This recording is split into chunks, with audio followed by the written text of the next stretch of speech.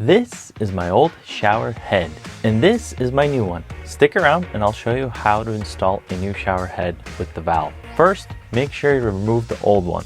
Typically, you can easily unscrew it, but you may need to use some channel lock. Next, install the new cover plate that comes with the valve. Then, take the shower head assembly and screw it onto the pipe.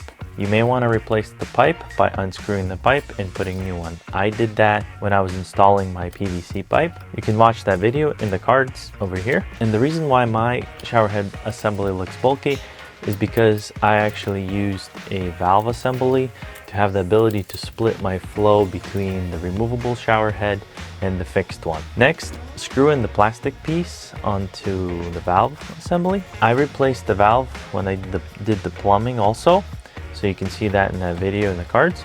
Then install the cover plate and screw on the valve handle.